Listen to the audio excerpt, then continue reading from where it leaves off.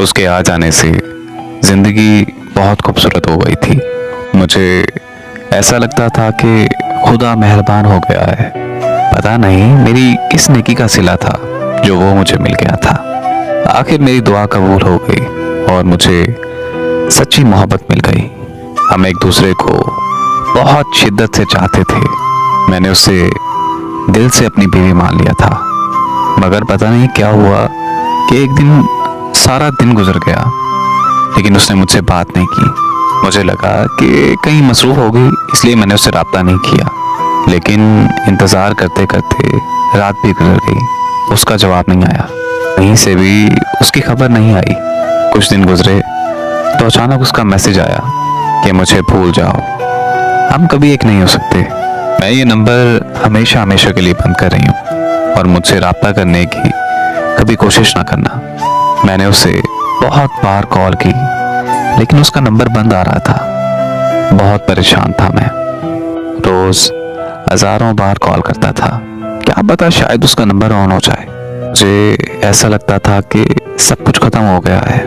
मुझे मेरी ज़िंदगी बेमकसद सी लगती थी। उससे पिछड़े कई साल गुजर गए। फिर एक दिन ऐसा हुआ कि किसी शादी में मुझे उसकी दोस्त मिली। उससे पता चला कि उसका एक्सीडेंट हुआ है और एक्सीडेंट के दौरान उसका एक हाथ कट गया है, इसलिए उसने मुझे छोड़ दिया था।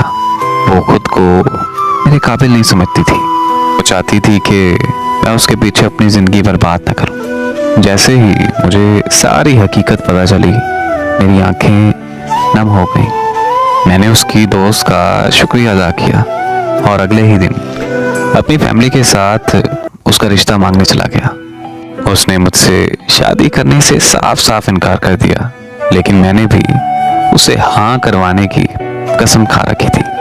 आखिरी बार जब मैं उसके घर रिश्ता मांगने के लिए गया तो मैंने उसे एक बात कही थी।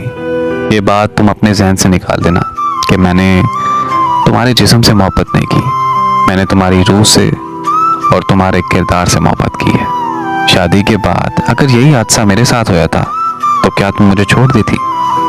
उसने मुझे जवाब दिया कि हर किस नहीं, मैं आपको कभी ना छोड़ती। तो मैंने कहा कि तुमने कैसे सोच लिया कि मैं तुम्हारा साथ छोड़ दूंगा? क्या तुमने एक बार भी मुझसे पूछा, एक बार भी मेरी राय ली, मेरी मर्जी पूछी? तुम मेरी मोहब्बत का अंदाज़ा शायद कभी नहीं लगा पाओगी। बहुत सी बातें की मैंने उससे और उसकी आंखें नम हो गईं। रोते रोते वो मेरे गले लग गई। मैंने उसकी पेशानी चूमी और उसे ये कहा कि मैं हमेशा तुम्हारे साथ रहूँगा। हाँ, मर गया तो वो अलग बात है, लेकिन जब तक मेरी सांस में सांस है मैं हमेशा तुम्हारा रहूँगा। फिर वो शादी के लिए मान गई और आज अल्हम्दुलिल्लाह से हमारे 2 बच्चे हैं और अल्लाह के करम से हम अपनी ज़िंदगी में बहुत खुश हैं। मेरी दुआ है कि हर मोहब्बत की मंजिल निकाह हो। आमीन।